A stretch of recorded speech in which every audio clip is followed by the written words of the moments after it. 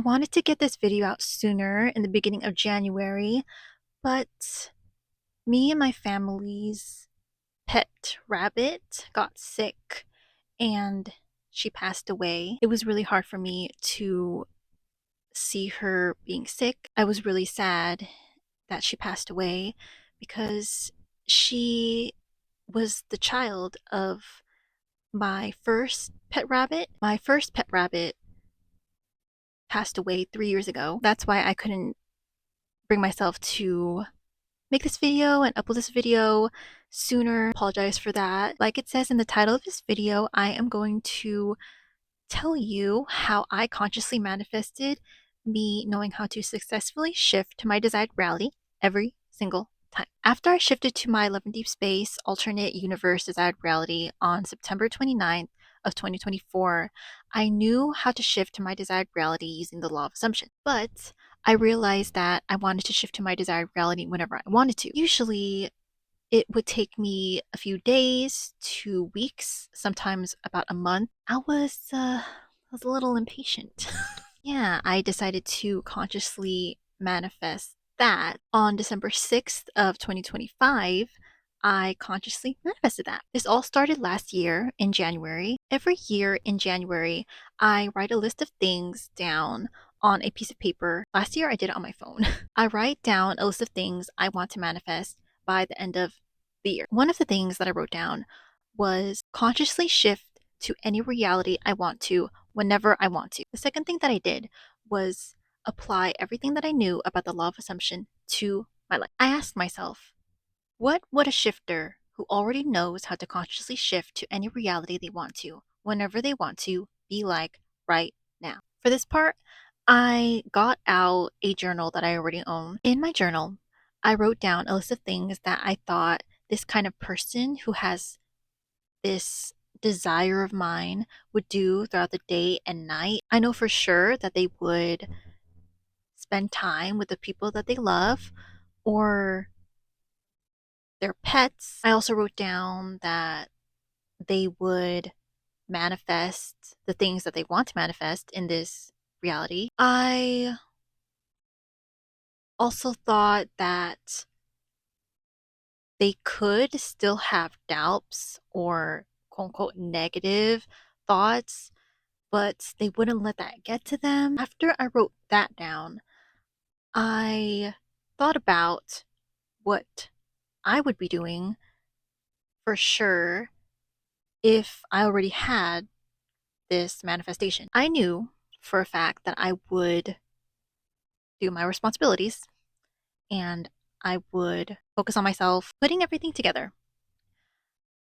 I went throughout my day and night doing my responsibilities, taking care of myself, and embodying the person who I thought that I would be if I was that kind of shifter who knows how to successfully shift to their desired reality every time. Knowing about the law of assumption, I know that it's important to think a certain way if you're manifesting consciously. I made sure that I knew what was going on in my mind, what kind of thoughts I was thinking. If I had thoughts that did not support what I wanted to consciously manifest, the person who I wanted to be, then I would affirm I don't identify with these thoughts. I would pretty much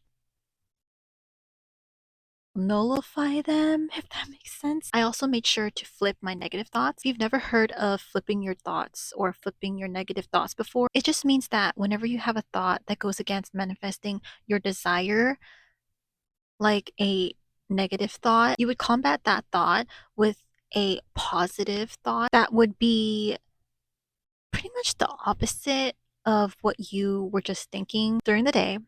I would have a thought that would go like this. It takes me so long to shift to my desired reality. After I have the thought, I immediately say, what am I talking about? No, it doesn't. I do not identify with this thought. I shift to my desired reality fast. I did all of these things for a year. Okay, it wasn't a year, but It was about a year. I'm gonna be real. This was hard. I wavered a lot. I'm a logical person. At least I think I am. Because whenever I make decisions, I think more logically than anything. The logical part of my brain came up a lot. I even doubted my own wisdom and knowledge of the law of assumption, even though I've manifested using the law of assumption so many times, and I've manifested things that my past self would be like, that's crazy. You manifested that? How did that's not true. That's not real. Like what you must be lying. Yeah, I would question if what I was doing was right or wrong. It felt like I kept going up and down. Like one day I was in this high vibrational state, and then a few days later or about a week later I would be in this low vibrational state. While I was in a high vibrational state, I was confident in myself. I knew for sure that what I was doing was right. While I was in a low vibrational state, I questioned everything that I was doing. I wasn't confident in myself at all. I just kept going like that for months. I kind of already knew that I was getting in my own way, and I was the one doing all of those things to myself, but I didn't know how to stop doing that. Like, I didn't know how to make me stop doubting and going through this roller coaster of being in a high vibrational state and then a low vibrational state. But because I really wanted to manifest this, I decided to not give up. Knowing about the law of assumption, you cannot fail at manifesting if you don't give up. Even though I didn't know if I was progressing at all, I kept going. When I was in this high vibrational state and then I fell into a low vibrational state, I did some things to make myself get back into the high vibrational state. There were multiple things that I did to get myself back into that high vibrational state, which is pretty much the state that you're in when you're aligned with your desire. What I did to do that was I watched YouTube. As you already know, I like to watch Naya's videos on YouTube. If you don't know who Naya is, she is a YouTuber who talks about the law of assumption and esoteric things. During my free time, I would play Naya's videos in the background. I practiced everything that she said she practiced that had to do with the law of assumption. In my last video where I was talking about the subconscious number, I learned that I personally manifest best when I have someone teaching me how to manifest. There were some new things that I learned from her, from watching her videos, and I'm going to list those things that put me back into that vibrational state. This is so simple, but I just did what makes me happy. I'm exposing myself right now. Who I am. You already know who I am, but I mean, more of the things that I do. I would watch streamers, and you know me, I love K-pop, I love J-pop, so I would also watch K-pop and J-pop performances. I watched shows, dramas. I would watch them by myself, or I would watch them with my little sister. I also played video games, otome games, farming games. I read books, and I baked. Doing the things that you love and that make you happy makes you be grounded, and it makes you be fully focused on those things. Being fully focused on these things that make me happy made me feel better. The second thing that helped me to get back into a high vibrational state was watch tarot readings. I know There are some people who do not agree that tarot readings can help you to manifest. I think they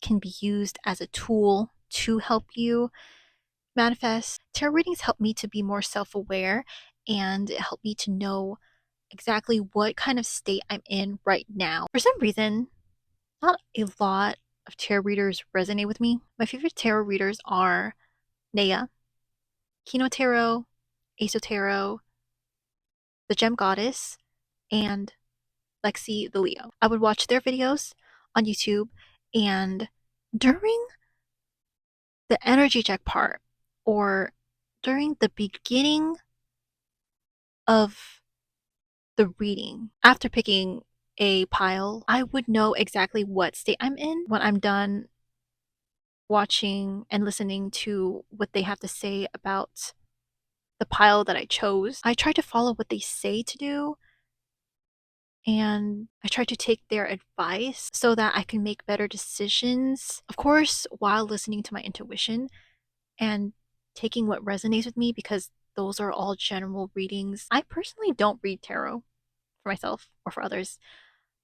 I don't really want to do that because I realized that I'm kind of sensitive and I really have to manage my energy and time. Like, I feel other people's emotions as if they're my own. There's another thing that I do. It's pretty similar, so I'm putting this together with all of this. I started to buy affirmation cards. Pulling affirmation cards for myself also helped me to know what kind of mindset and habits I could have. The third thing that helped me to get back in a high vibrational state was I let myself feel my emotions. I don't think there's anything wrong with letting yourself feel your emotions. I don't believe that feeling your emotions will make you start over. In order to have high self awareness, you have to be honest with yourself. Letting yourself feel your emotions allows you